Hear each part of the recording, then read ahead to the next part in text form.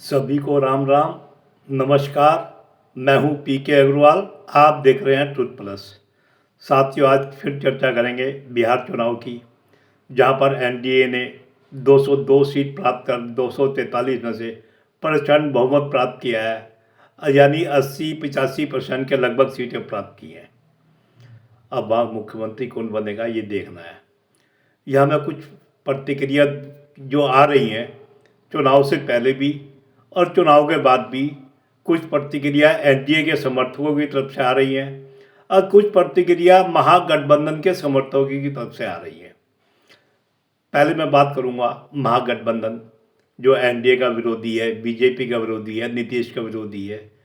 चुनाव से पहले आने वाली उनकी कुछ टिप्पणियां, उन पर चर्चा करूंगा। अब चुनाव चल रहा था, महागठबंधन की तरफ से कुछ महागठबंधन के समर्थकों की कुछ टिप्पणियां ऐसी थी जो चुनाव परिणाम की तरफ इशारा दे रही थी, मेरे जैसे चुनाव विश्लेषक के लिए, जिससे मैं समझ सकूं परिणाम कहाँ जा रहा है। जैसे उनका कहना था बीजेपी ने नीतीश जी को मुख्यमंत्री घोषित नहीं किया। ये बात सही है। बीजेपी के शीर्ष नेताओं ने चुनाव से पहले नीतीश जी को मुख्यमंत्री घोषित नहीं किया था। उनका आरोप था कि बीजेपी सबसे बड़ी पार्टी बनकर नीतीश जी को मुख्यमंत्री नहीं बनाएगी। अब इस टिप्पणी पे दो अर्थ निकाले जा रहे थे।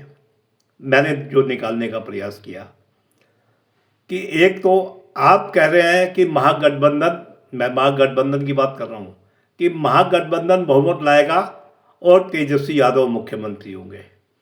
दूसरी तरफ वही लोग या उनके साथी कह रहे थे एनडीए इतनी सीट जीत लेगा कि वो नीतीश जी को भी किनारे लगा देगा, बीजेपी अपना मुख्यमंत्री बना देगी। यानी कितना बड़ा विरोधाभास हो रहा था। जो महागठबंधन के समर्थक थे वो कल्पना करें इस टिप्पणी के बाद, इस टिप्पणी के अनुसार वो एनडीए की कितनी सीटों का अनुमान लगा रहे थे। यानी बीजेपी सबसे बड़ी पार्टी बनेगी, अपना मुख्यमंत्री बना लेगी और नीतीश जी की उपेक्षा कर देगी।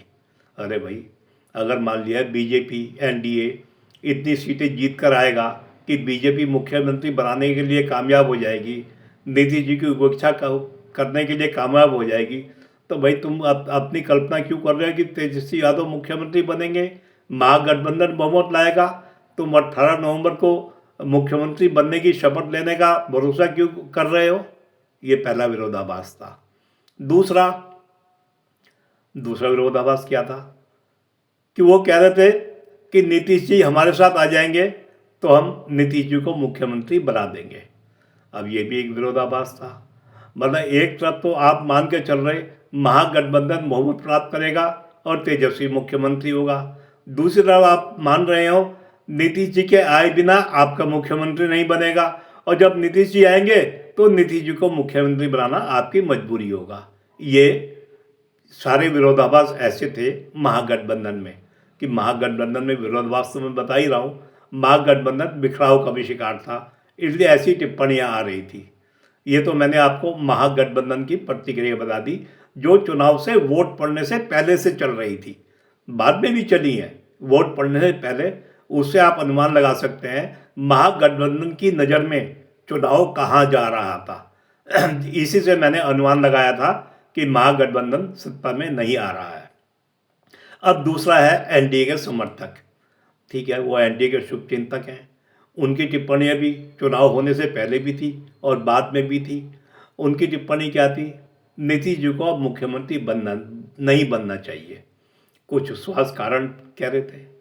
अब वैसे जहाँ तक स्वास्थ्य कारणों की बात थी, वो तो चुनाव में सक्रिय रह के उन्होंने साबित कर दिया कि स्वास्थ्य जैसी कोई समस्या उनके साथ नहीं है। लेकिन ये तो एक अलग चीज़ है। लेकिन मैं एनडीए समर्थकों से कहूँगा, भाई ये चुनाव किसके बलबूते जीता गया है। भाई 20 साल से नीतीश जी सत्ता में है, एंटी इनकम्बेंसी नाम की कोई चीज़ नहीं है।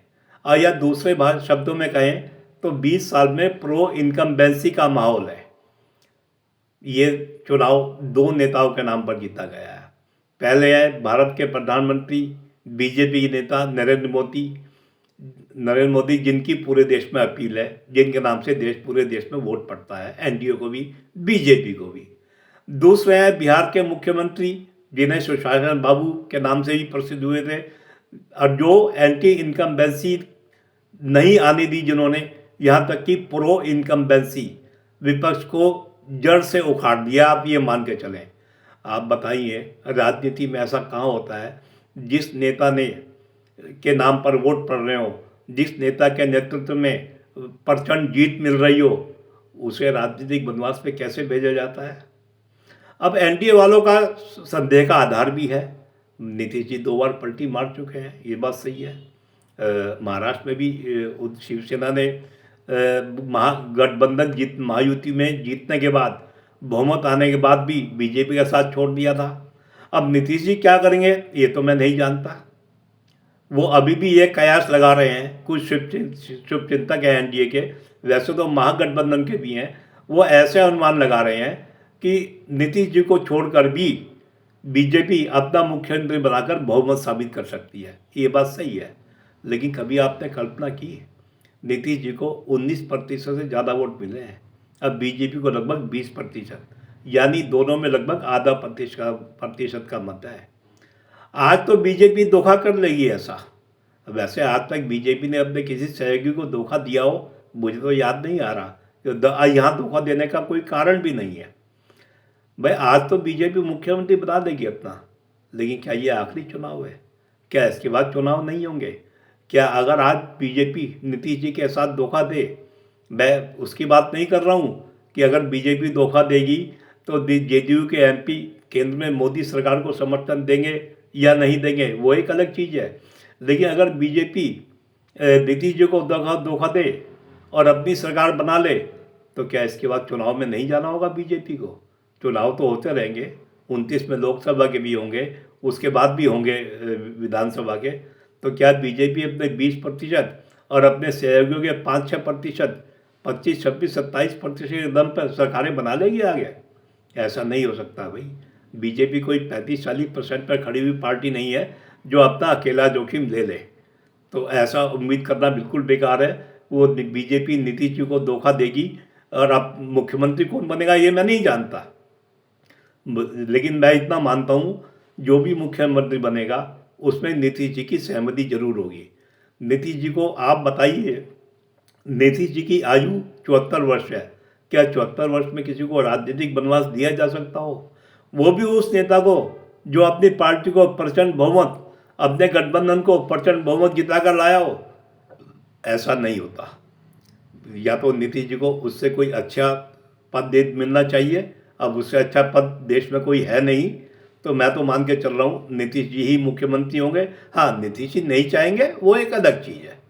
तो ये मैंने आपको दोनों बता दिया कि महागठबंधन चुनाव मतदान से पहले ही उसकी प्रतिक्रिया आ रही थी हारने वाली, और परिणाम के बाद तो आनी ही थी, और एनडीए वाले जो एनडीए के शुभचिंतक हैं उनकी जो प्रतिक्रिया आ रही है।